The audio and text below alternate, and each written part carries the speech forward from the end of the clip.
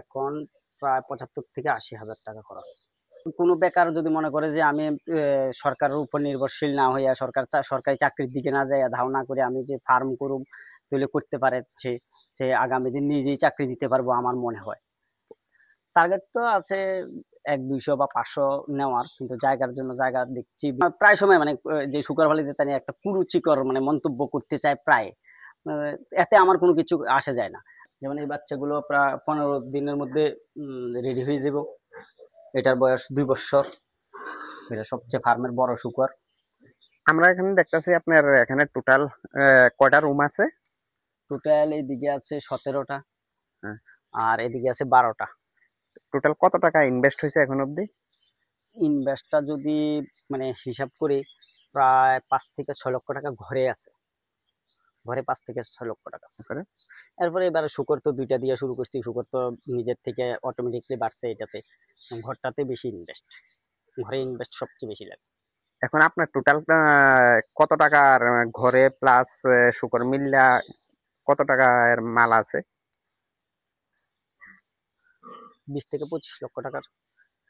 তাহলে আপনার এই ৬-৭ বছরে মোটামুটি ২০ থেকে ২৫ লক্ষ টাকার অ্যাসেট তৈরি করছেন। নমস্কার, আমার নাম প্রদীপ ঘোষ। বাড়ি করিয়ামুড়া, বাগমা, উদয়পুর, গুমতি, ত্রিপুরা। মোটামুটি প্রথমে তো ৯৮-৯৭ এমন সময় প্রথম পালন করতাম। তারপরে মাঝখানে বন্ধ ছিল। বন্ধ থাকার পরে ২০১৮-তে আবার শুরু করছি। তাহলে আজকে প্রায় ৬-৭ বছর ধরে পালন করেন। তো প্রথম কটা লইয়া শুরু করছিলেন? ২টা। দুইটা থেকে এরপরে এখন মোটামুটি ২৫টার মতো বড়, আর ছোট আছে। শুকরের আপনারা কিরকম খরচ হয়, কিরকম লাভ হয়? লাভটা যদি ঠিকমতো পরিচর্যা করা যায় আছে, ভালো লাভ আছে। ঠিকমতো পরিচর্যার উপর এটা নির্ভর করে। কিরকম খরচ হয়? প্রতিদিন একটা শুকরের পেছনে যদি মেচুরেট হয় ১০০ টাকা খরচ আছে। তাহলে আপনার মান্থলি কত টাকা খরচ হয় টোটাল? এখন প্রায় ৭৫ থেকে ৮০ হাজার টাকা খরচ। ৭৫ খানা আর ৫ হাজার টাকা ওষুধ বা বিভিন্ন পারপাস। মান্থলি ৮০ হাজার টাকা। ৮০ হাজার টাকা খরচ। তাহলে ইনকাম কিরকম থাকে? ইনকাম এটা তো মান্থলি হিসাবটা যদিও আমার কাছে ঠিক মতো মানে আমি করি না, কারণ ইয়ারলির হিসাবে ইয়ারলি ১.৫ থেকে ২ লক্ষ টাকা আছে এখন বর্তমানে। তাও পুরোপুরি সবগুলো তো এখনো মেচুরেট হয়েছে না, বাচ্চা দিছে না, কিছু বাচ্চা দিব এমন, তার জন্য পুরোপুরি হিসাবটা এখনো আইছে না। যেমন এইটা আছে, এটা এখন গাব অবস্থায় আছে।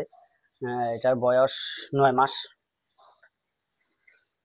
এটা গাব কিনে শিউর না, কারণ অনেক ২বার মিস করছে। এটা মিস করার পরে এখন এটারও বয়স ৯ মাস। এটা গাব। এটার বয়স ২ বছর। এটা সবচেয়ে ফার্মের বড় শুকর। আপনি প্রথম যে গুলা নিয়ে শুরু করছিলেন ওই শুকর গুলা কি এখনো আছে? এখন ওইগুলা নাই, ওইগুলা ব্রিড আছে। এই যে এই বাচ্চাগুলা আছে, এইটা ওই এইটার বাচ্চা, ওইগুলার বাচ্চা। যেমন এটা গাব। এটা ১ সপ্তাহ হয়েছে, ডাক ধরাইছি যে মাত্র। এটা এটা ৯টা বাচ্চা দিছিল, ৫টা বাচ্চা মারা গেছে। তার কারণ এটা জানি না, এটা কারণটা অনেকবারই অনেকের ডাক্তারের সাথে কথা কইছি। এটা হয়তো কোনো পয়জন বা কিছুর কারণে এটা যে সময় গর্ভ থাকতেই মারা গেছে বাচ্চাগুলা। এই যে মারা যাওয়াই পুরোটাই লস। এই যে লসের কারণটাই এটা। যদি শুকর যারা পালন করে, শুকর পালন করলে যদি বাচ্চা মারা যায়, এটা সবচেয়ে বড় লসের কারণ হয়। এটা ১০টা বাচ্চা দিছিল। ১০টা বাচ্চা দেওয়ার পরে এখন ৯টা আছে। একটা বাচ্চা মারা গেছে পিঠের নিচে পড়ে, চাপা পড়ে, মায়ের নিচে চাপা পড়ে মারা গেছে। এটি পিঠিতে এখনো বাচ্চা। ওগুলা তিনটা, এটা একটা, এটা বেটা, আর এই দুইটা বেটি।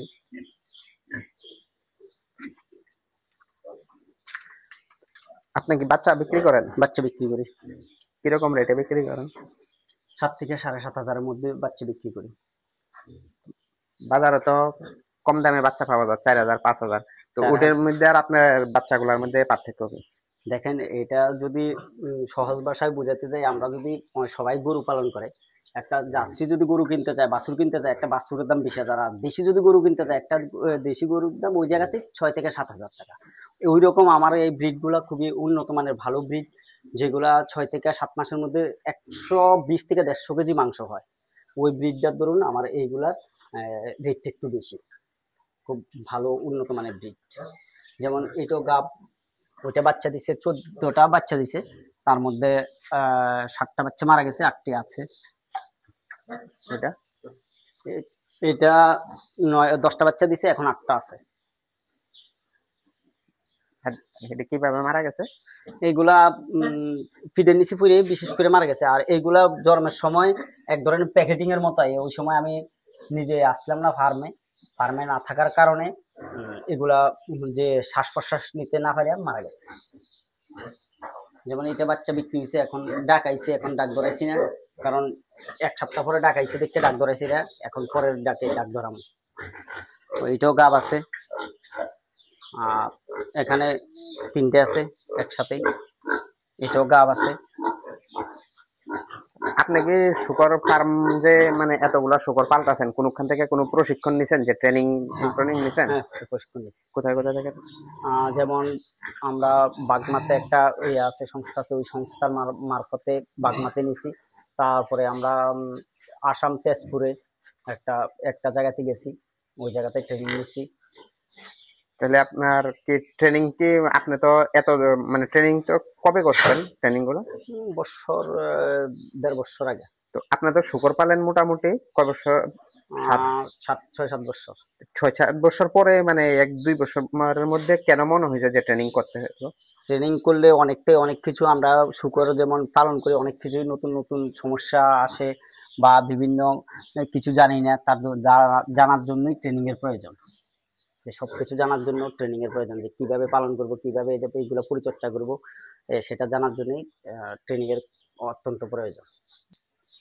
যেমন আগে ডাক্তার আনতে হইতো, বা ডাক্তারের ফোন করলে আইতো, আইলে ডাক্তারের যে ভিজিট খরচ বা বিভিন্ন খরচ, ওই খরচগুলো থেকেও কিছুটা মানে আমার এখন সঞ্চয় হয়।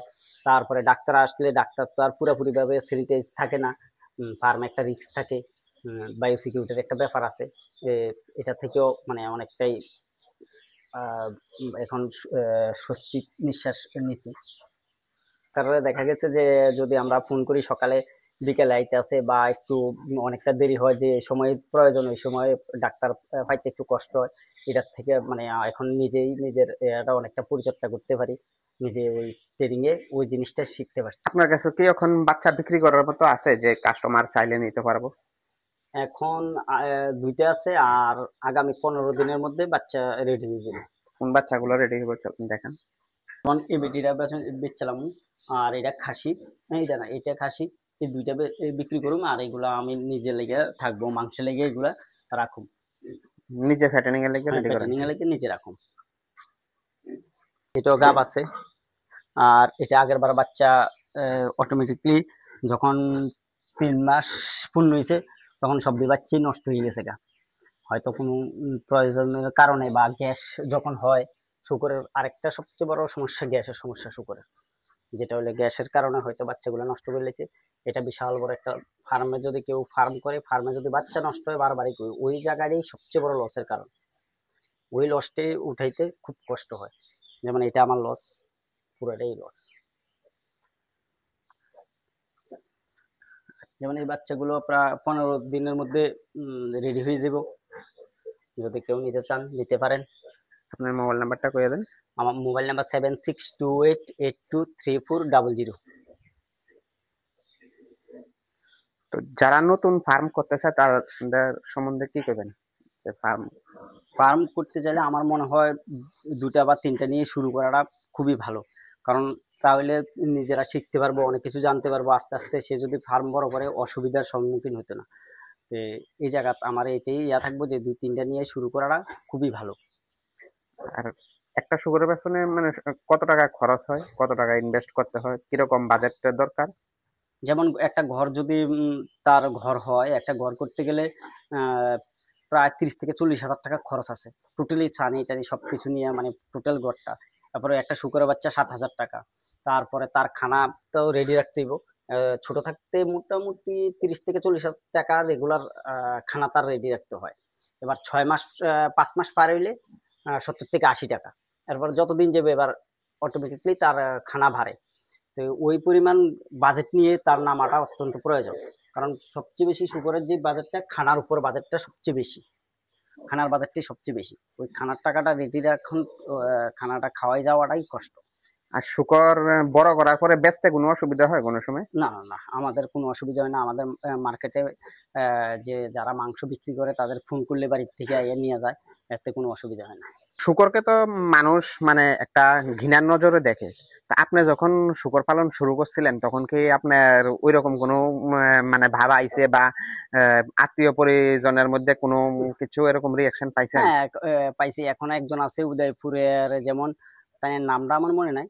উদয়পুর আমার প্রায় সময় মানে যে শুকর ফালিতে তার একটা কুরুচিকর মানে মন্তব্য করতে চায় প্রায়। আহ, এতে আমার কোনো কিছু আসে যায় না। যদি আমি আমার যেটা আমার ব্যবসা বা আমার যেটা যদি আমার এটাতে আমার নির্ভরশীলতা হই, আমি যদি এটাতে ইনকাম পাই, আমার কোনো কাজই ছোট না।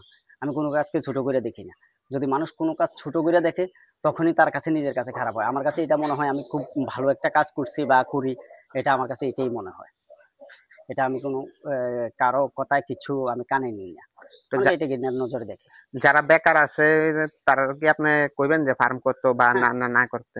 যদি কোনো বেকার যদি মনে করে যে আমি সরকারের উপর নির্ভরশীল না হইয়া সরকারি চাকরির দিকে না যাইয়া ধারণা করে আমি যে ফার্ম করুম, তাহলে করতে পারে সে। সে আগামী দিন নিজেই চাকরি দিতে পারবো, আমার মনে হয় চাকরি করতে লাগতো না। আপনার এখানে কি কারো কর্মসংস্থানের ব্যবস্থা হইব? আশা রাখছি যে আগামী দিন করতে পারবো। আমি এখন নিজেই করি, কারণ আমার নিজের যে সময়টা, ওই সময়টা পার করার জন্য আমি নিজেই নিজে কাজটা করি।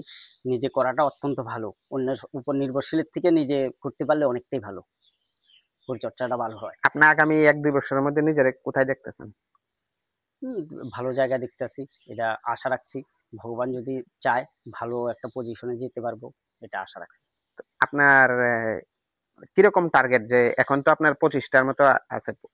টার্গেট তো আছে 100-200 বা 500 নেওয়ার, কিন্তু জায়গার জন্য জায়গা দেখছি, বিভিন্ন জায়গা জায়গা যদি পাই 400 থেকে 500 পালার একটা টার্গেট নিয়ে রাখছি। উম, নতুন যারা শুরু করবো 2টা 3টা নিয়ে আপনি কইছিলেন শুরু করা লাগাতে, তারা কি ট্রেনিং করা কি দরকার না এমনিতে যে অবশ্যই ট্রেনিং করা দরকার। অবশ্যই ট্রেনিং করা দরকার, কারণ ট্রেনিং না করলে তারা অনেক কিছুর সমস্যার সম্মুখীন হইব। ওই সমস্যাগুলো সমাধান করতে পারতো না। যেমন একজন আছে অমরপুরের একটা মহিলা, প্রায়শই আমাকে ফোন করে। কালকেও মনে হয় ফোন করছে, আমি ফোনটা ধরতে পারছি না, আমার বাড়িতে ধরছে। তাই না, বাচ্চার মনে হয় পেট খারাপ হয়েছে, তো কতটুকু ওষুধ খাওয়াইবো বা কি করবো। তো এই যে সমস্যাগুলা, ওই সমস্যাগুলোর সম্মুখীন হইতো না, যে নিজেরটা নিজেই মানে অনেকটা সেফ থাকলো। তো পালন করতে গেলে নর্মালি যারা শুকর পালন করে মদের মানে যে লোকাল রাইস বিহারটা বানায় ওইটার ওয়েস্ট বা অনেক কিছু হোটেল ওয়েস্ট এসব দিয়া পালন করে। তো আপনি সাধারণত কি খাবান অথবা কি খাওয়াইলে শুকর ভালো হয়, হেলদি হয়? আমার সবসময় একটা কথা, অনেকেই এই প্রশ্নটা করে। আমার কথা হচ্ছে, আমার এরিয়াতে যেটা সহজলভ্য, সহজে পাওয়া যায়, আমি ওই খাওয়ানটা খাওয়াবো। শুকর সব মোটামুটিতে যেমন পুরাটা সব জায়গাতে পাওয়া যায়। তারপরে এই যে আমরা পোলট্রি বেশি খাওয়াই বা শুকরের অনেকটা খাওয়ান আছে, বিভিন্ন কোম্পানি খাওয়ান বানায়, ওই খাওয়ানটা খাওয়াইলে পাওয়া যায়। যে আমার আহ, মদের ওয়েস্টটা বা মদের আমরা পেঁচি কই, এটা খাওয়াইতে হবে এমন কোনো কথা নেই। বা বিভিন্ন খানা যে হোটেল বেসটা, আমার মনে হয় অনেকটা এটা কিন্তু রিস্ক থাকে, আমার মনে হয়। আমার কাছে এটা মনে হয় কারণ এটাতে অনেক সময় তেলাক্ত জিনিস থাকে বা বিভিন্ন জিনিস থাকে। শুকর খাই ঠিক আছে, কিন্তু শুকরের সমস্যা হয় আমার মনে হয়। তো এটা থেকে একটু মানে খাওয়ানোর আগে এটাকে গরম করে বা অন্যরকম ভাবে খাওয়ানো দরকার। আপনি কি কি খাবান? আমি যেমন কুড়া খাওয়াই, উম মক্কা ভাঙ্গা খাওয়াই, তারপরে পাতলা ভুসি খাওয়াই। আমি এটা দিয়ে শুকর পরিচর্যা করি, খাওয়াই। আর খাবানোর সাথে কি কোনো মেডিসিন ব্যবহার করেন? হ্যাঁ, মেডিসিন আছে। যেমন বিভিন্ন কোম্পানির ইয়াগুলা আছে, মিনারেল মিক্সচার, তারপরে ক্যালসিয়াম, বিভিন্ন রকম ঔষধ আছে, এগুলা ব্যবহার করি। সবাই অনেকে জিজ্ঞাসা করে যে শুকরকে কি কোনো ওষুধ দিয়ে সেটা খাবাইয়া বড় করা যায় তাড়াতাড়ি? ওটি সম্বন্ধে আপনি কি কইতেছেন, আপনার না এক্সপিরিয়েন্স সম্বন্ধে? না, এটা এটা কোনো সময় করছি না, বা আমরা কেন করবো? এটা এটা আমার বাচ্চা খাইবো মাংসটা, বা আমি নিজেও আমার যে শুকরগুলো দিই, প্রত্যেক শুকর থেকে আমার যারা মাংস দেয়, আমি 1 কেজি মাংস সবসময় নিই। আমি শুকরের মাংস খাই, তাহলে আমার বাচ্চা খাইবো, আমি খাবো কেন? ওই ওষুধ দিয়ে কেন মাংসটা এটা বড় করবো? এটা একটা খুবই খারাপ, আমার কাছে খারাপ নজরে দেখি আমি। এটা করাটা ঠিক না। হয়তো থাকতেও পারে, থাকলেও এটা ঠিক না।